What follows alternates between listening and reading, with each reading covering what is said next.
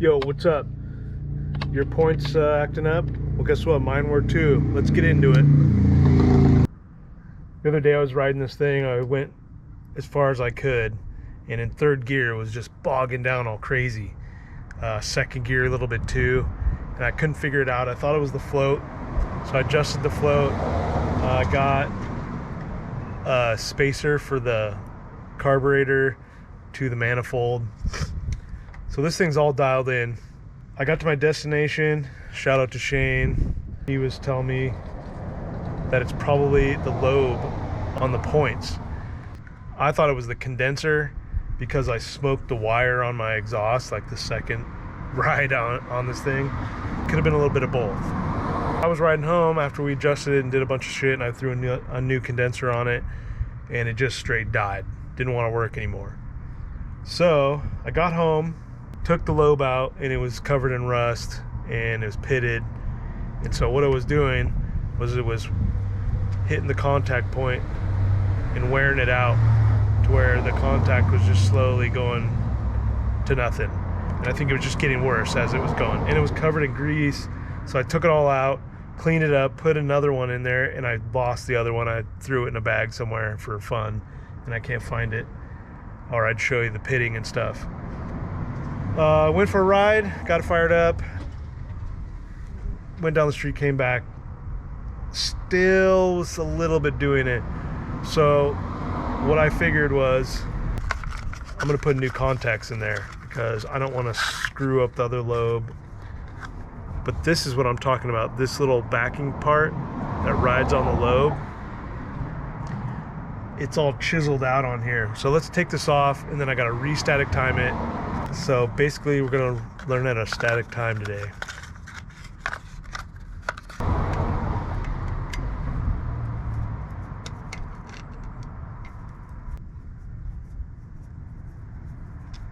Let's get this out of here. So this is what I'm talking about right here. And to be truthful, this one's probably good. But I just don't want to have any problems. Let's take this off.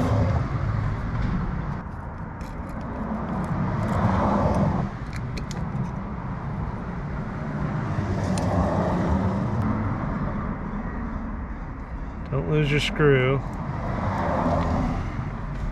If you see, these are the same points. What I was looking for was how's the contact. These are brand new, so they're shiny. I don't know if you can tell. Probably not.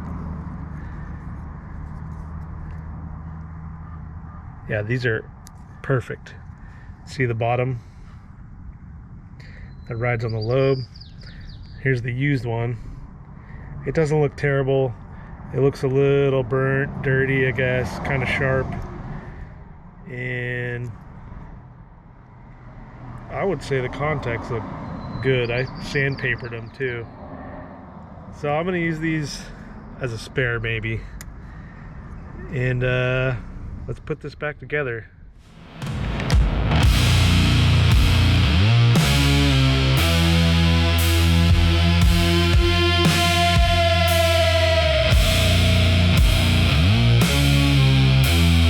All together, pretty simple. The points rock off of this little post on the back, and then it's screwed in, and then you can adjust your points gap. I like to put this condenser wire on the bottom and not touching this. I don't know why. I read that somewhere. And I like to check this because I think that was part of my problem too. The other thing is these flyweight things. They had a bunch of grease on them. You can almost see that it looks like peanut butter on there. I sprayed them and cleaned them off. So all that's good. Now I'm gonna put some lube on here, put this on there, and then go on the other side of the bike. Okay, let's set the points gap to 0.018 factory spec. Spec, not spec. Loosen this up. Make sure the backing plate's tight. Pass it.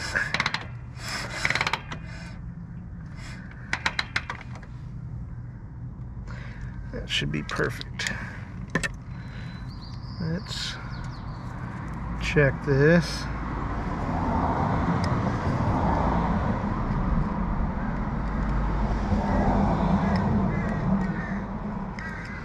Let's see how it really is. I don't think I have 19 on here. Pretty sure it just goes to 20.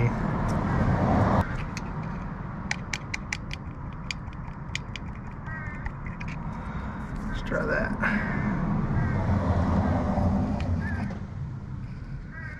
Nope.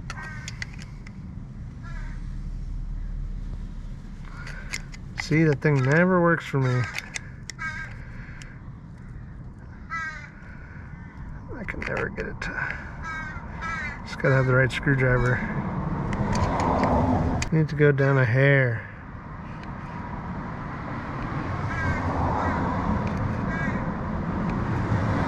Check the other side.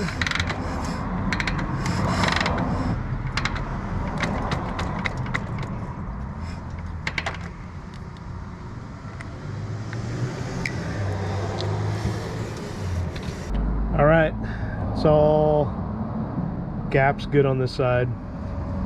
Got the screw tightened down. Both hit the same shit, and you gotta hit the middle of the lobe, because if you're in the front of it or the back side of it, that's the distance it's gonna be from the top. So gotta do it a few times, rotate it a bunch of times, check it like 3 or 4 times, but you'll get it. Tighten it all down.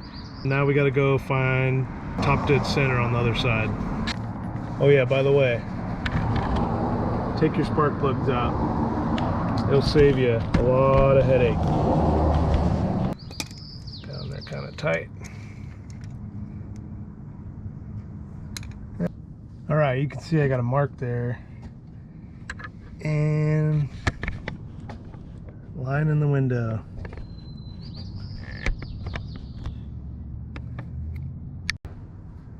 Okay, got it in the window. You want to make sure it's not 180 out. So both of these need to be loose. Look at that. Wicka, wicka, wicka, wicka. Okay, with the power on and you got ground to this light, which can be a pain in the shorts. Got this setup kind of goofy. Let's see if it works. Loosen these up so you can move the plate. Alright, GoPro lost the footage, got hot or whatever. But when you have the light on there, rotate that lobe left, advance it, and then push that plate like I'm doing until the light turns off. So lobe left, plate to the right will turn the light off, and then right as the light turns off, make it so the light just turns on, tighten those bolts down, and you're static timed, you're advanced timed, you're not timed at top dead center. So just remember that. That's how you get a static time that works every time. To reiterate static timing, this is going to get your bike to start. A lot of people will run it as is forever. It's usually good enough. You should hit it with the timing light after you're done. I would. I'm probably going to do it when I have somebody else to help me, because you got to be on the other side of the bike hitting that line that I showed you. It'll run tits as is like this if you got it set up right. If you're doing this, make sure you hit the points gap first, because you're gonna set it all after that. Go on the other side of the bike, find top dead center. You can also be 180 out, so make sure you check on your push rods, make sure they're both loose. If they're not, go 180, and that's where you're gonna be. You can also check the top of this piston where it's at, poke a screwdriver in there. What I do is the first line or dot that comes up is your advanced, and then the next one that comes is your top dead center. On this bike particularly, it has a dot, a line, and then a dot, but the dots are different. One's higher and one's like normal. So that was a little bit of a fuss for me to figure out. But this year is the line and then the dot, and then I think newer years are dot and then the line. I don't know, that's what it says in the books. But this one is the line and then the dot. It's a 73. Just come on this side of the bike. Once you got top dead center, advance the lobe, put a testing light on there. Right as the light turns off, put it right to where the light's on. Tighten it down. The light will turn off and all that, so don't worry, because you advance the lobe. You're static timed. So once you kick it over, it's gonna go right at that light mark, fire right up. Okay, with all that said, let's fire this bad boy up. It should fire right off once the fuel gets through the carb and all that, so I might kick my life away. But once it gets going, it should work good. I didn't really mess with too much. Let's see what happens.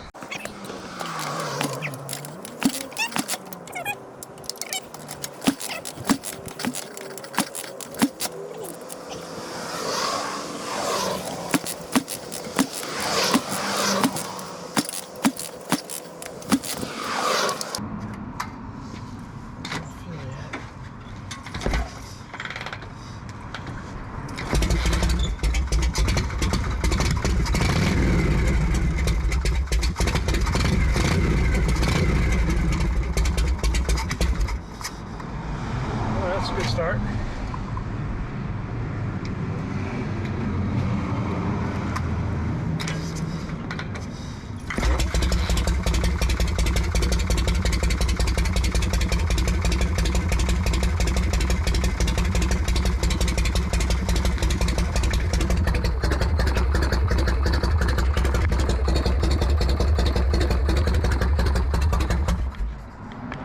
Let's go ride it.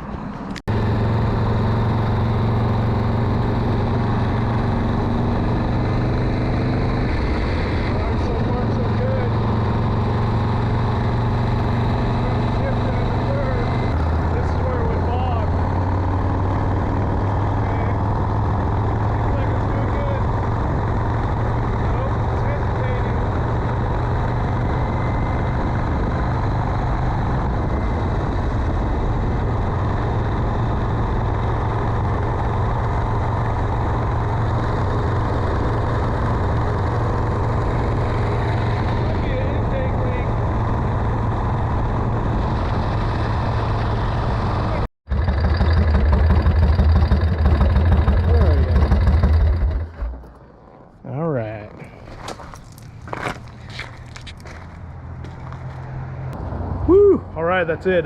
Made it down the street and back. Kind of fussed with the tuning, but not really. Trying to get away from that. It's still running really weird. I'm gonna check intake leaks. It's probably got some, but every time I spray, it doesn't choke out unless I really hammer on it, and it could just be residual going into the carb. Yeah, maybe I gotta fuss with them some more, clean them out. I don't know. Otherwise, if you don't know what I'm talking about, check out the playlist on this bike at the end. Go to my web store, buy some stuff, help support me. Like, subscribe, comment. See ya.